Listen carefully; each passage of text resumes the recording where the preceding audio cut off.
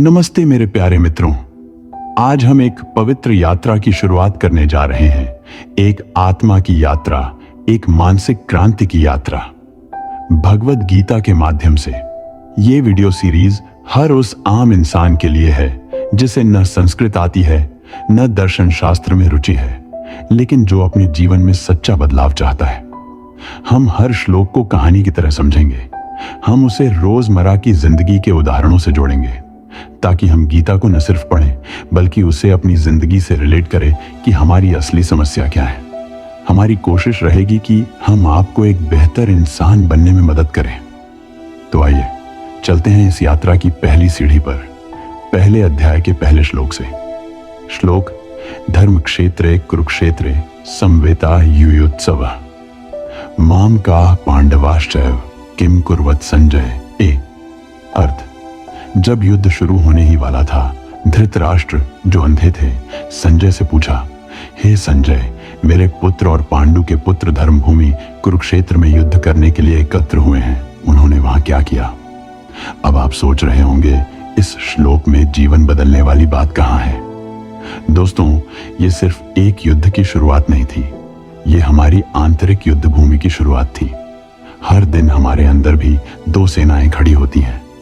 एक और माम का मतलब मेरे, जो हमारे स्वार्थ, अहंकार, लालच, आलस्य। दूसरी ओर पांडव सच, विवेक, धैर्य, प्रेम और आत्मज्ञान। कुरुक्षेत्र कोई बाहर की जगह नहीं है, वो हमारी मन की भूमि है, जहां हर दिन संघर्ष होता है, निर्णय होते हैं। अब प्रश्न ये नहीं है कि पांडवों और कौरव ने क्या किया, प्रश्न ये है, आप क्या कर रहे हैं? धृतराष्ट्र अंधे थे, केवल नेत्रों से नहीं, मन से भी अंधे। वो सिर्फ अपने बेटों को देख रहे थे, धर्म को नहीं। क्या हम भी आज अपने रिश्तों, आदतों, विचारों को देखकर सही और गलत की पहचान खो बैठे हैं? आइए इसे हम दूसरे सिरे से जानते हैं। मान लीजिए एक युवा लड़का रोज दो विकल्पों से जूझता है। सुबह उठकर मेहनत करे, पढ़ाई करे, पांडव पक्ष, या फिर दिन भर सोशल मीडिया में समय गंवाए, कौरव पक्ष। हर सुबह उसका मन पूछता है, आज क्या करेगा तू? वो प्रश्न ही जीवन की दिशा तय करता है, जिससे हमें अपने पांडव पक्ष को मजबूत बनाने पर ध्यान देना चाहिए। पहली शिक्षा: हर सुबह खुद से पूछिए, आज मेरे अंदर की कौन सी सेना विजयी होगी? धृतराष्ट्र मत बनिए, जो अभी आपका मन है, जो सिर्फ अपने पक्ष को देखता है। न्याय, विवेक और धर्म के साथ खड़े होइए। अपने मन को कुरुक्षेत्र मानिए और उसमें सच्चे योद्धा बनिए। याद रखें, जीवन का युद्ध हथियारों से नहीं, विचारों से जीता जाता है। और विचार वही मजबूत होते हैं जो आत्मा के धरातल से उपजते हैं। श्लोक 2: संजय उवाच दृष्ट्वा तु पांडवानीकं व्यूढ़ं दुर्योधनस्तदा आचार्यमुपसंगम्य राजा वचनं ब्रवीत। 2 अर्थ: संजय बोले, जब दुर्योधन ने पांडवों की सेना को अच्छे से संगठित, रेडी, खड़ा देखा, तो वह गुरु द्रोणाचार्य के पास जाकर कुछ कहने लगा। यहां से युद्ध की शुरुआत होती है। दुर्योधन को पहला झटका लगता है जब वह देखता है कि पांडव भी पूरी तरह तैयार हैं। उसे चिंता होती है और वह अपने गुरु से बात करने जाता है। श्लोक 3: पश्यैतां पांडुपुत्राणामाचार्य महतीं चमुं व्यूढ़ां द्रुपद पुत्रेण तव शिष्येण धीमता।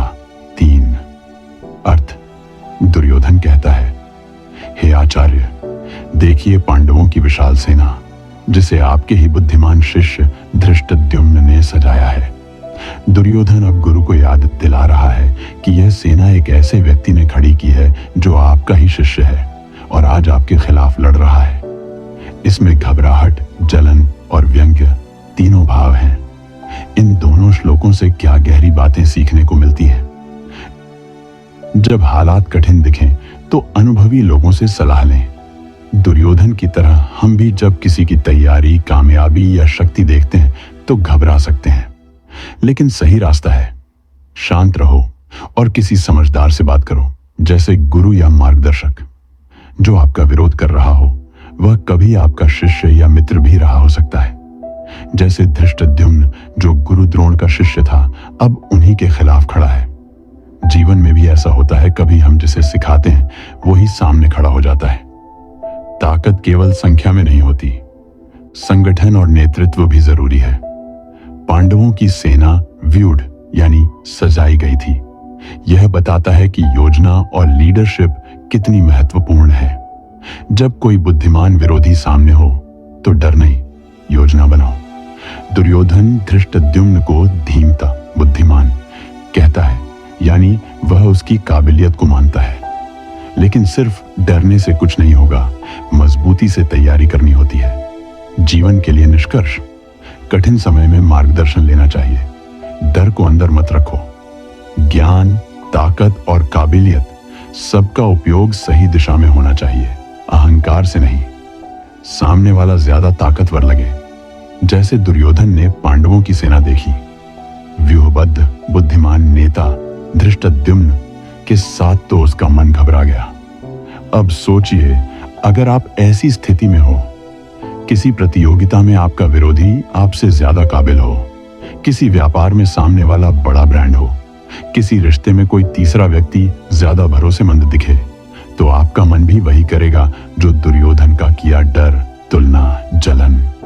लेकिन अब हम आधुनिक जीवन और अध्यात्म को जोड़ते हुए सीखते हैं कि ऐसे समय में क्या करना चाहिए। अपना प्लान, अपनी रणनीति बनाओ बिना जल्दबाजी के।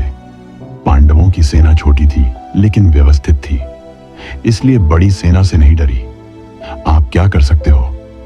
अपने काम, मिशन या प्रतियोगिता की पूरी तैयारी करो। खुद को तुलना से हटाकर मैं क्या कर सकता हूं पर ध्यान दो। बुद्धि से काम लो, भावुकता से नहीं। दुर्योधन ने सिर्फ डर और जलन से देखा कि मेरे ही गुरु का शिष्य मेरे खिलाफ है। लेकिन अगर वो बुद्धि से सोचता तो जानता, ये युद्ध धर्म और अधर्म के बीच है, अहंकार और सत्य के बीच है। किसी की काबिलियत से घबराने की बजाय उससे सीखो। प्रतिस्पर्धा को शत्रु नहीं, एक सीढ़ी मानो। अपने इरादों को साफ रखो, जीत नहीं धर्म चाहिए। अगर तुम सिर्फ जीतने के लिए लड़ रहे हो तो तुम्हारा डर तुम्हें निगल जाएगा। लेकिन अगर तुम सत्य और उद्देश्य के लिए लड़ रहे हो तो छोटी सेना भी बड़ी जीत दिला सकती है। आइए आपको बताते एक लड़के की कहानी जो इसी प्रकार की स्थिति से गुजर रहा था। राहुल एक 20 साल का लड़का जो सरकारी नौकरी की तैयारी कर रहा है। पढ़ाई ठीक ठाक है पर आत्मविश्वास कमजोर। राहुल रोज सुबह 6 बजे उठकर पढ़ाई करता था। एक शांत लड़का, ज्यादा बोलता नहीं पर सपने बड़े थे। फिर एक दिन कोचिंग क्लास में आया विक्रम, नया छात्र, पढ़ाई में तेज, हर सवाल का जवाब फटाफट देता। पहले दिन ही टीचर ने सबके सामने कहा, देखो विक्रम की तैयारी कितनी जबरदस्त है, ऐसा आत्मविश्वास चाहिए। राहुल ने हंसते हुए तालियां तो बजा दी, पर अंदर उसका मन धीरे धीरे टूटने लगा। क्या मैं उतना अच्छा नहीं हूं? शायद मैं पीछे रह जाऊंगा। अब मैं कैसे जीतूंगा? अब राहुल के अंदर के युद्ध शुरू हुआ। अब राहुल पढ़ाई तो करता, पर हर बार विक्रम का चेहरा याद आ जाता। हर सवाल का जवाब देने से पहले सोचता, अगर मैं गलत निकला तो सब हंसेंगे। उसका आत्मविश्वास गिरने लगा और वो खुद से दूर होता गया। फिर एक दिन टीचर ने उसे बुलाया और पूछा, क्या हुआ राहुल, पहले जैसा ध्यान क्यों नहीं है तुम्हारा? राहुल बोला, सर विक्रम बहुत आगे है, मैं अब खुद को कमजोर महसूस करता हूं। टीचर मुस्कुराए, बोले, राहुल अगर तू डर गया तो हार गया। विक्रम तेरा दुश्मन नहीं, एक चुनौती है जो तुझे और अच्छा बना सकता है। दुर्योधन ने भी पांडवों की सेना देखकर डर महसूस किया था, लेकिन उसने डर को अहंकार में बदल दिया। अगर वो समझ से काम लेता तो शायद इतिहास बदल जाता। तू समझदारी से चल, लड़ाई जीतने के लिए नहीं, खुद को बेहतर बनाने के लिए। राहुल ने फिर से एक डायरी निकाली। उसमें लिखा, मुझे डर किससे लगता है? मेरे अंदर कौन कौन सी ताकतें हैं? आज मैं कल से क्या बेहतर कर सकता हूं? अब वो विक्रम को देखकर डरता नहीं, सीखता है।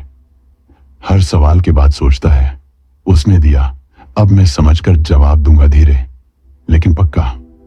3 महीने बाद विक्रम और राहुल दोनों ने एग्जाम दिया। विक्रम पास हुआ, राहुल भी हुआ। पर सबसे बड़ी बात, राहुल अब डरता नहीं था। उसने डर को समझा, सामना किया और गुरु की सीख से खुद को बदल डाला। आज मैं कल से क्या बेहतर कर सकता हूं? अब वो विक्रम को देखकर डर